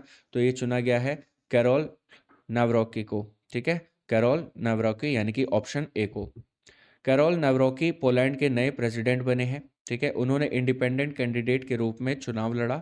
उन्हें पोलैंड की कंजर्वेटिव लॉ एंड जस्टिस यानी कि पीआईएस पार्टी का समर्थन प्राप्त था। ठीक है, वे प्रेसिडेंट एंड्रजेस ड्यूडा का स्थान लेंगे जिनका कार्यकाल 6 अगस्त को समाप्त हो रहा है। ठीक है, पोलैंड के बारे में यहाँ पे कुछ डिटेल्स देखते हैं बेटा। ये यूरोप में स्थित एक देश है। ठीक है, इसका कैपिटल क्या है? वॉर्सो और प्राइम मिनिस्टर का नाम क्या है? Donald Tusk. क्लियर है। क्वेश्चन नंबर 39 पे आते हैं। Who has been appointed as the next executive chairman of the national legal service authority, जिसे हम कहते हैं NALSA. National legal service authority NALSA के अगले एग्जीक्यूटिव चेयरमैन के रूप में किसे नियुक्त किया गया है? तो ये नियुक्त किया गया है बेटा जस्टिस सूर्यकांत को, ठीक है, यानी कि ऑप्शन सी को। क्लियर है? जस्टिस सूर्यकांत को 14 मई 2025 से नालसा का एग्जीक्यूटिव चेयरमैन नियुक्त किया गया है। उन्होंने जस्टिस बी आर गवई का स्थान लिया है, जो अब चीफ जस्टिस ऑफ इंडिया बनने वाले हैं। क्लियर है? नालसा के बारे में थोड़ी सी बात करते हैं बेटा, नेशनल लीगल सर्विस अथॉरिटी के बारे में। लीगल सर्विसेज अथॉरिटी एक्ट 1987 के तहत स्थापित एक स्टैट्यूटरी बॉडी है, ठीक है। इसकी स्थापना हुई थी बेटा 9 नवंबर 1995 को, ठीक है। आमतौर पर सुप्रीम कोर्ट के सेकंड मोस्ट सीनियर जज को एग्जीक्यूटिव चेयरमैन नियुक्त किया जाता है। क्लियर है? क्वेश्चन नंबर 40 पे आते हैं बेटा। Who has been elected as the president of international institute of administrative sciences for 2025 to 2028? 2025 से लेके 2028 के लिए international institute of administrative sciences के अध्यक्ष के रूप में किसे चुना गया है बेटा? तो ये चुना गया है इंडिया को, ठीक है, ऑप्शन ए। इंडिया को international institute of administrative sciences, जिसे हम कहते हैं आईआईएएस, की प्रेसिडेंसी 2025 से लेकर 2028 तक प्राप्त हुई है, ठीक है। प्रधानमंत्री नरेंद्र मोदी द्वारा नामित वी श्रीनिवास ने ऑस्ट्रिया के उम्मीदवार को हराकर 61.7% वोट्स के साथ चुनाव जीता है। India department of administrative reforms के माध्यम से 1998 में आईआईएएस का सदस्य देश है। International institute of administrative sciences, इसके बारे में थोड़ी सी बात करते हैं बेटा। ये एक नॉन गवर्नमेंटल इंटरनेशनल ऑर्गेनाइजेशन है, ठीक है, ये एक एनजीओ है। इसका उद्देश्य पब्लिक एडमिनिस्ट्रेशन में साइंटिफिक रिसर्च को बढ़ावा देना है, ठीक है। इसकी स्थापना हुई थी बेटा 1930 में, ठीक है। इसका हेडक्वार्टर कहाँ पर है बेटा? ब्रुसेल्स, बेल्जियम में। क्लियर है? इंपॉर्टेंट नोट्स देखो, यहाँ पे बहुत बढ़िया सी डिटेल्स है, इसको अपने नोट्स में जरूर मेंशन करना, ये बहुत इंपॉर्टेंट है, ठीक है। भारत ने पहली बार आईआईएएस एनुअल कॉन्फ्रेंस की मेजबानी की है, ठीक है, जिसका वेन्यू था बेटा न्यू दिल्ली, इंडिया। और ये कब से कब तक हुआ था बेटा? 10 से 14 फरवरी 2025, ठीक है। इस ग्लोबल कॉन्फ्रेंस में 55 से ज़्यादा देशों के विशेषज्ञों ने भाग लिया था। इसके मुख्य विषय क्या थे बेटा? Public administration, governance, policy making तथा इन क्षेत्रों में इनोवेशंस, ठीक है। चलो आते हैं अपने अगले क्वेश्चन पे। Who has been appointed as the new chief justice of Manipur high court, ठीक है। क्वेश्चन नंबर 41 है बेटा, मणिपुर हाई कोर्ट के नए चीफ जस्टिस के रूप में किसे नियुक्त किया गया है? तो ये नियुक्त किया गया है बेटा जस्टिस केम्पैया सोमाशेखर को, ठीक है, जस्टिस केम्पैया सोमाशेखर को। जस्टिस केम्पैया सोमाशेखर को मणिपुर हाईकोर्ट का नया चीफ जस्टिस नियुक्त किया गया है। उन्होंने जस्टिस डी कृष्ण कुमार का स्थान लिया है, जिनका 21 मई को सेवानिवृत्ति यानी कि रिटायरमेंट हो गया है। जस्टिस सोमाशेखर इससे पहले कर्नाटका हाईकोर्ट में जज के तौर पर सेवाएं दे चुके हैं। देखो अपॉइंटमेंट का बेस क्या है बेटा? यह नियुक्ति इंडियन कॉन्स्टिट्यूशन के आर्टिकल 217 के आधार पर की गई है। क्लियर है? क्वेश्चन नंबर 42 पे आते हैं बेटा। Who has become the first women to lead the railway protection force RPF? Railway protection force RPF का नेतृत्व करने वाली पहली महिला कौन बनी है? तो ये बनी है बेटा सोनाली मिश्रा, ठीक है, यानी कि ऑप्शन डी। क्लियर है? सोनाली मिश्रा। जुलाई 2025 में सोनाली मिश्रा को रेलवे प्रोटेक्शन फोर्स आरपीएफ की पहली महिला डायरेक्टर जनरल डीजी के रूप में चुना गया है। वे इस पद पर 1 अगस्त 2025 से 31 अक्टूबर 2026 तक कार्य करेंगी। वे वर्तमान डीजी मनोज यादव का स्थान लेंगे, जिनका कार्यकाल 31 जुलाई को समाप्त हो चुका है। सोनाली मिश्रा के बारे में बात करें बेटा, तो वे एक आईपीएस ऑफिसर रह चुके हैं, ठीक है। उनका संबंध मध्य प्रदेश से है, ठीक है। ये कहाँ से आती हैं बेटा? मध्य प्रदेश से। रेलवे प्रोटेक्शन फोर्स के बारे में बात करें, ये एक सेंट्रल गवर्नमेंट पुलिस फोर्स है, ठीक है। ये मिनिस्ट्री ऑफ रेलवेज के तहत कार्य करती है, ठीक है, जिसकी शुरुआत हुई थी बेटा 2 जुलाई 1872 में, ठीक है। इसका हेडक्वार्टर है बेटा न्यू दिल्ली में। क्लियर है? क्वेश्चन नंबर 43 देखते हैं बेटा। Whose term as the chairman of DRDO has been extended by 1 year recently? DRDO के चेयरमैन के रूप में हाल ही में किसका कार्यकाल 1 वर्ष तक बढ़ाया गया है? तो ये बढ़ाया गया है बेटा डॉक्टर समीर वी कामत, ठीक है, doctor Sameer V Kamat. Doctor Sameer V Kamat को डीआरडीओ के चेयरमैन के रूप में 1 वर्ष का अतिरिक्त कार्यकाल एक्सटेंशन दिया गया है। उनकी मूल नियुक्ति अगस्त 2022 में हुई थी, उनका कार्यकाल पहले 31 मई 2025 तक बढ़ाया गया था और अब इसे बढ़ाकर कितना कर दिया गया है, 31 मई 2026 तक कर दिया गया है। यह निर्णय appointments committee of the cabinet द्वारा लिया गया है। देखो डीआरडीओ के बारे में थोड़ी सी बात करते हैं। इसकी स्थापना हुई थी बेटा 1958 में। इसका हेडक्वार्टर कहाँ पर है बेटा, न्यू दिल्ली में। ठीक है, ये किसके अंतर्गत काम करता है, ये काम करता है मिनिस्ट्री ऑफ डिफेंस के अंतर्गत। ठीक है, डीआरडीओ भारत में 52 लेबोरेटरीज का संचालन करता है। ठीक है, क्वेश्चन नंबर 44 पे आते हैं बेटा जल्दी से। Who has been appointed as the new chairperson of the national medical commission NMC.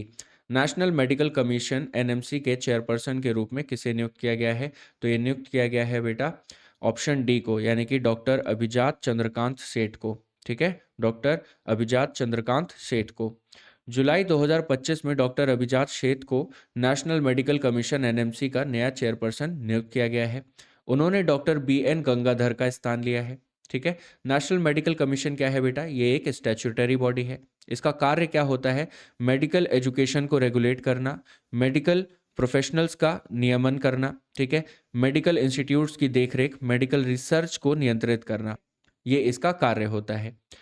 इसने medical council of India MCI को 2020 में रिप्लेस किया था। ठीक है, इसका फॉर्मेशन हुआ है बेटा 2020 में। इसका हेडक्वार्टर कहाँ पर है बेटा, न्यू दिल्ली इंडिया में। ये किस मिनिस्ट्री के अंतर्गत काम करता है, ministry of health and family welfare. Clear है। क्वेश्चन नंबर 45 पे आते हैं बेटा। Who has been appointed as the new prime minister of Ukraine. Ukraine के नए प्रधानमंत्री के रूप में किसे नियुक्त किया गया है, तो ये नियुक्त किया गया है बेटा ऑप्शन सी को, यूलिया स्विर्विदेंको। ठीक है, ऑप्शन सी को। 17 जुलाई 2025 को यूलिया स्विर्विदेंको को यूक्रेन का नया प्राइम मिनिस्टर नियुक्त किया गया है। यह नियुक्ति प्रेसिडेंट व्लादिमीर जेलेंस्की द्वारा की गई है। उन्होंने डेनिस शिमाइहल का स्थान लिया है। ठीक है, डेनिस शिमाइहल को अब डिफेंस मिनिस्टर बनाया गया है। यूलिया स्विर्देंको के बारे में बात करें, वे यूक्रेन के 19वें प्राइम मिनिस्टर बनी है। ठीक है, प्राइम मिनिस्टर बनने से पहले वे first deputy prime minister of Ukraine थी। क्लियर है। क्वेश्चन नंबर 46 पे आते हैं बेटा। Lawrence Wong will be reappointed as the prime minister of which country. Lawrence Wong को किस देश के प्रधानमंत्री के रूप में पुनर्नियुक्त किया जाएगा, तो ये पुनर्नियुक्त किया जाएगा बेटा सिंगापुर। ठीक है, पुनर्नियुक्त किया जाएगा बेटा सिंगापुर। ठीक है, लॉरेंस वोंग को सिंगापुर का प्राइम मिनिस्टर पुनः नियुक्त किया जाएगा क्योंकि उनकी party People's Action Party PAP ने हाल ही में हुए चुनावों में 97 में से 87 सीटें जीती हैं। क्लियर है। लॉरेंस वोंग ने इससे पहले 2024 में पदभार संभाला था जब ली जीन लुंग ने इस्तीफा दिया था। क्वेश्चन नंबर 47 देखो बेटा। Who has been reappointed as the new chairperson of IRDAI. IRDAI के नए चेयरमैन के रूप में किसे नियुक्त किया गया है, तो ये नियुक्त किया गया है बेटा अजय सेठ को। ठीक है, ऑप्शन बी जो है वो हमारा करेक्ट आंसर होगा। अजय सेठ को आईआरडीएआई यानी कि insurance regulatory and development authority of India का नया चेयरपर्सन नियुक्त किया गया है। वे ये पद अगले 3 वर्षों तक या फिर 65 वर्ष की आयु तक जो भी पहले हो संभालेंगे। आईआरडीएआई चेयरमैन का पद पिछले 4 महीनों से खाली था। अजय सेठ से पहले देबाशीष पांडा आईआरडीएआई के चेयरमैन थे। ठीक है, अजय सेठ के बारे में बात करें तो वे 1987 बैच के आईएएस ऑफिसर रह चुके हैं। इससे पहले वे इकोनॉमिक अफेयर्स सेक्रेटरी भी रह चुके हैं। ठीक है, insurance regulatory and development authority of India यानी कि आईआरडीएआई के बारे में बात करें तो ये क्या है बेटा, ये एक स्टैट्यूटरी बॉडी है। इसका कार्य क्या होता है बेटा, भारत में इंश्योरेंस और री इंश्योरेंस इंडस्ट्री को रेगुलेट करना। क्लियर है। ये किस मिनिस्ट्री के अंतर्गत आता है बेटा, मिनिस्ट्री ऑफ फिनांस। इसका हेडक्वार्टर्स है बेटा हैदराबाद तेलंगाना में। ठीक है, इसकी फॉर्मेशन कब हुई थी, इसको बनाया गया था 1999 में। ठीक है, under the IRDA act 1999। Clear है। क्वेश्चन नंबर 48 पे आते हैं बेटा। Who has recently been appointed as a mental health ambassador by the International Olympic Committee IOC। अंतर्राष्ट्रीय ओलंपिक समिति IOC द्वारा हाल ही में मेंटल हेल्थ एम्बेसडर किसे नियुक्त किया गया है, तो ये नियुक्त किया गया है बेटा अभिनव बिंद्रा को। ठीक है, यानी कि ऑप्शन डी को। क्लियर है। इंटरनेशनल ओलंपिक कमेटी आईओसी ने अभिनव बिंद्रा को अपना मेंटल हेल्थ एम्बेसडर नियुक्त किया है। ठीक है, आईओसी ने कुल 9 मेंटल हेल्थ एम्बेसडर्स नियुक्त किए हैं और उनमें से एक अभिनव बिंद्रा है। ठीक है, what is a mental health ambassador. ठीक है। ये मेंटल हेल्थ एम्बेसडर क्या होते हैं बेटा? ये आईओसी के लिए मानसिक स्वास्थ्य मेंटल हेल्थ से जुड़ी जागरूकता फैलाने वाले प्रतिनिधि होते हैं। ये एथलीटों को विभिन्न आईओसी इवेंट्स में मेंटल हेल्थ की अंडरस्टैंडिंग एजुकेशन और प्रशिक्षण प्रदान करेंगे। अभिनव बिंद्रा के बारे में बात करें, वे एक फॉर्मर इंडियन स्पोर्ट शूटर हैं। ठीक है। उनका संबंध उत्तराखंड से है, ये उत्तराखंड से आते हैं।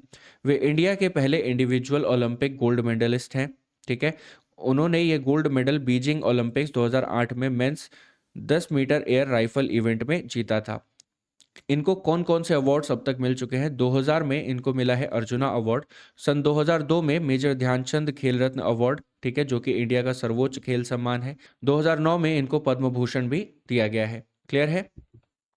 क्वेश्चन नंबर 49 पे आते हैं बेटा। Ajay Kumar Bhalla who has been given additional charge of Nagaland serves as the governor of which state? Nagaland का अतिरिक्त चार्ज दिए गए अजय कुमार भल्ला किस राज्य के राज्यपाल हैं? तो ये है बेटा मणिपुर। ठीक है। ऑप्शन ए जो है वो हमारा करेक्ट आंसर होगा। देखो, अजय कुमार भल्ला जिन्हें हाल ही में नागालैंड का अतिरिक्त प्रभार दिया गया था, अब मणिपुर के 22वें गवर्नर बनाए गए हैं। नागालैंड के 16वें गवर्नर ला गणेशन का हाल ही में 80 वर्ष की आयु में निधन हो गया। ठीक है। राष्ट्रपति द्रौपदी मुर्मू ने लद्दाख, हरियाणा और गोवा के लिए नए गवर्नर्स, लेफ्टिनेंट गवर्नर्स नियुक्त किए हैं, जिसके बारे में अभी हमने पीछे बात करी थी। ठीक है। ये सेम वही टेबल है। ठीक है। यहाँ पे दोबारा से आ गई है। ठीक है। तो जो लोग रिप्लेस किए गए हैं उनका नाम यहाँ पर मेंशन है। ठीक है। जो नए अपॉइंटमेंट्स हैं जो इस पोस्ट पे है वो यहाँ पर है, और जिन लोगों को किया गया है वो यहाँ पर है। ठीक है। ये हम पहले कर चुके हैं, तो अभी दोबारा से इसको डिस्कस नहीं करेंगे। क्वेश्चन नंबर 50 देखते हैं बेटा। Who has been elected as the new prime minister of Lithuania? ठीक है। लिथुआनिया के नए प्रधानमंत्री के रूप में किसे चुना गया है? तो ये चुना गया है बेटा ऑप्शन बी को, यानी कि इंगा रुजिनियन को। ठीक है। इंगा रुजिनियन को। इंगा रुजिनियन को लिथुआनिया का नया प्राइम मिनिस्टर चुना गया है। चुनाव के बाद उन्हें 15 दिनों के भीतर अपने कैबिनेट मेंबर्स की सूची प्रस्तुत करनी होगी, जिसके बाद वे औपचारिक रूप से ओथ ऑफ ऑफिस लेंगी। ठीक है। इंगा रुजिनियन के बारे में बात करें तो ये प्राइम मिनिस्टर बनने से पहले वे minister of social security and labour थी। ठीक है। वे वर्कर्स राइट्स और सोशल जस्टिस के लिए अपने कार्यों के लिए जानी जाती हैं। लिथुआनिया के बारे में बात करें बेटा तो ये यूरोप में स्थित एक देश है जिसका कैपिटल है विल्नियस। ठीक है। विल्नियस। क्वेश्चन नंबर 51 पे आते हैं बेटा। Who has been appointed as the new chief secretary of Bihar? Bihar के नए प्रमुख सचिव के रूप में किसे नियुक्त किया गया है? तो ये नियुक्त किया गया है बेटा प्रत्यय अमृत को। ठीक है। प्रत्यय अमृत को, यानी कि ऑप्शन सी।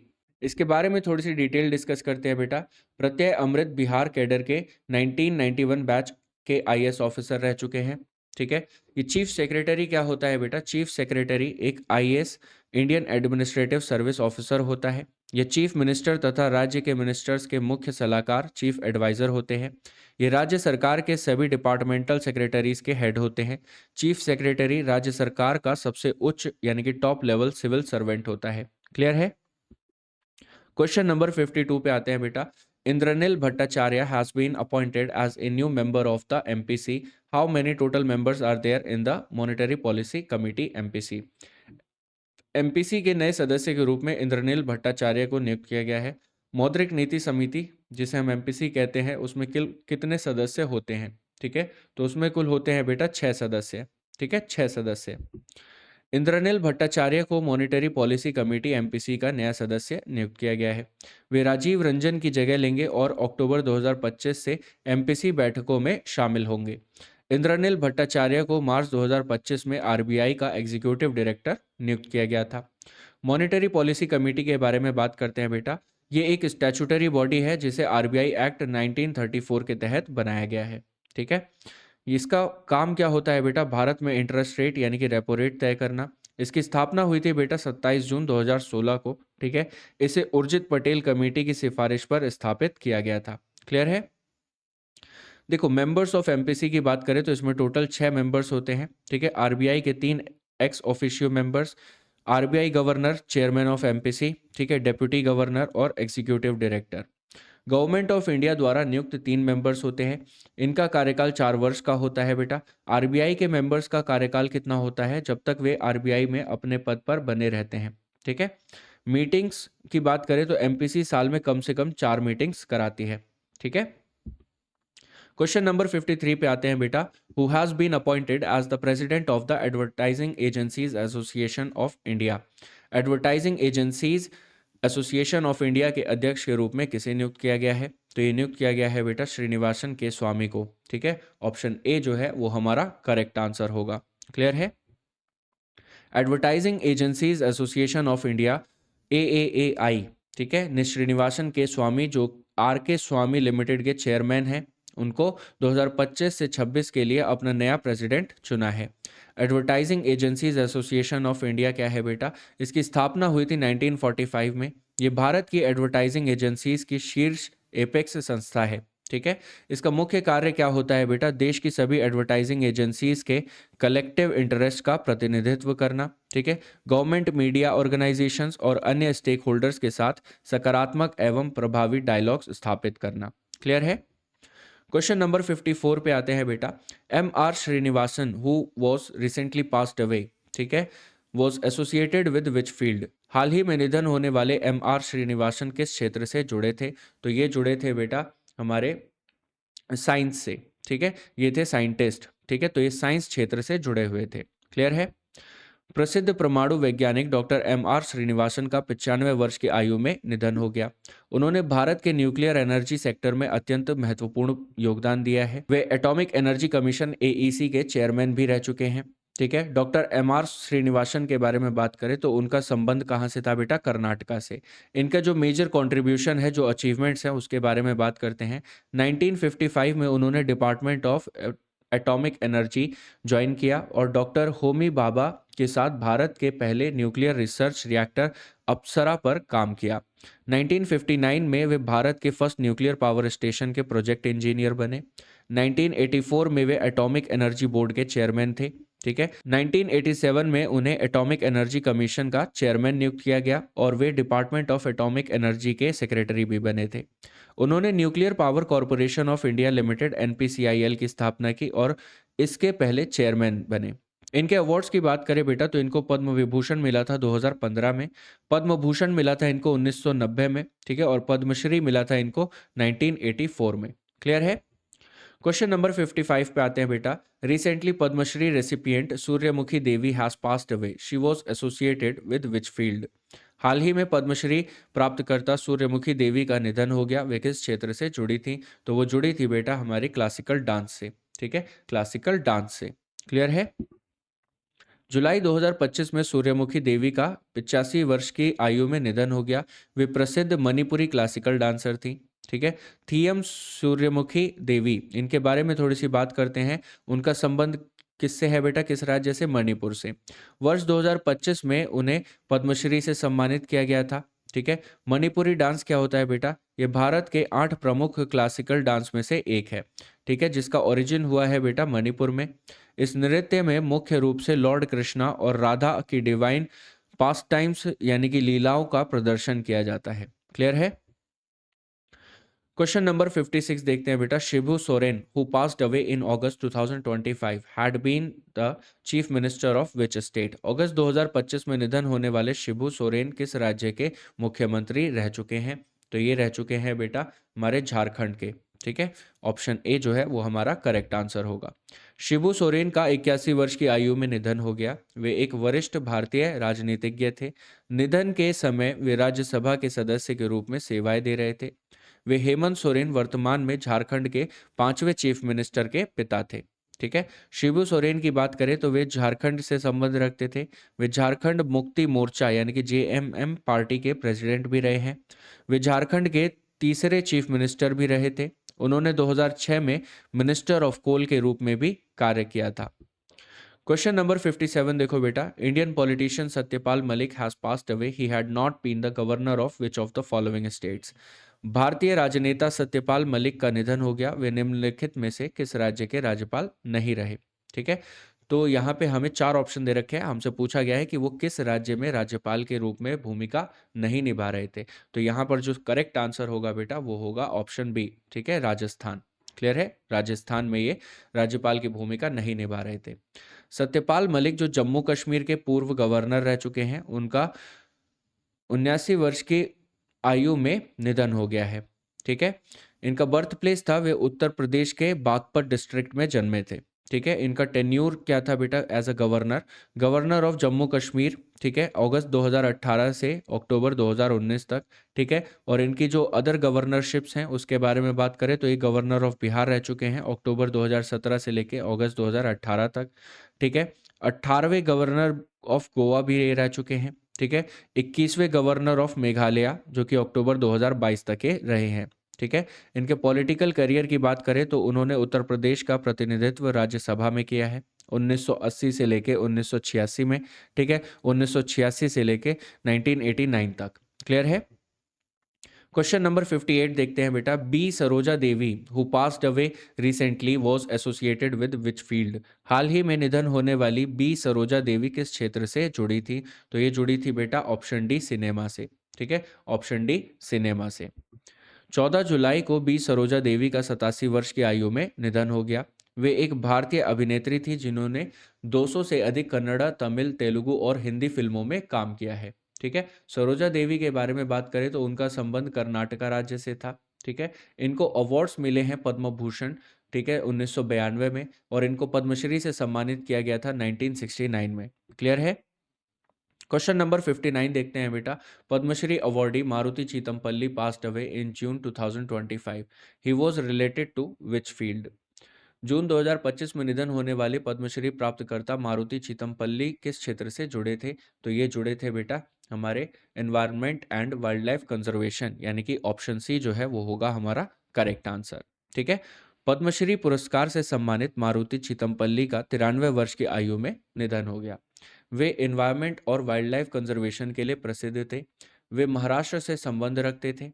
उन्हें अरण्या ऋषि यानी कि सेज ऑफ द फॉरेस्ट नाम से भी जाना जाता था। साल 2025 में उन्हें पद्मश्री से सम्मानित किया गया था। क्लियर है। तो ये कुछ मेजर डिटेल्स हैं जो आप लोगों को याद करनी है, और इसी के साथ खत्म होता है आज का हमारा लास्ट क्वेश्चन। ठीक है, इसमें हमने बहुत ही बढ़िया तरीके से हमारे जितने भी इंपॉर्टेंट अपॉइंटमेंट्स हैं, ठीक है, जितने भी इंपॉर्टेंट अपॉइंटमेंट्स हैं, ठीक है, वो बहुत बढ़िया तरीके से हमने कवर कर लिए, जो कि मई से लेके अगस्त तक हुई हैं। ठीक है, साथ ही साथ हमने जितने भी अवार्ड्स एंड ऑनर्स हैं, ठीक है, देखो मोदी जी कितने सारे अवार्ड्स लेकर आए थे, याद करो। ठीक है, अवार्ड्स एंड ऑनर्स, ठीक है, साथ ही साथ हमने जितने भी प्राइजेस मिले हैं उन सभी को डिस्कस कर लिया। जितने भी महान लोगों की डेथ्स हुई है, ठीक है, जितने भी लोगों का निधन हुआ है उन सभी के बारे में हमने यहाँ पे सारी डिटेल डिस्कस कर ली। साथ ही साथ इन क्वेश्चन से रिलेटेड जितना भी स्टैटिक पोर्शन है वो भी हमने डिस्कस कर लिया, है ना। तो ये बहुत ही बढ़िया सी आपके सीरीज़ है, जो पोस्टमार्टम वाली सीरीज़ है वो बहुत ही फायदेमंद सीरीज़ है आप लोगों के लिए। तो अब हम क्या करने वाले हैं बेटा, अब हम वेट करेंगे अपनी नेक्स्ट क्लास का। ठीक है, उसमें हम जितने भी बाकी के सेक्शंस हैं उन सभी को कवर करेंगे। तब तक के लिए आपको क्या करना है, अब इस पूरी वीडियो को एंड तक देखना, और इसमें जितने भी डिटेल्स हमने दी गई हैं उन सभी से अपने नोट्स बनाना। ठीक है, आपको क्या करना है बेटा, वीडियो को लाइक करना है, शेयर करना है अपने दोस्तों के साथ, चैनल को सब्सक्राइब करना है, टेलीग्राम चैनल को ज्वाइन कर लेना है। ये पूरी की पूरी PDF आपको टेलीग्राम चैनल पर मिल जाएगी। ठीक है, फिर मिलते हैं हम अपनी नेक्स्ट क्लास में। तब तक के लिए आप लोग अपना ख्याल रखिए। Good bye, take care.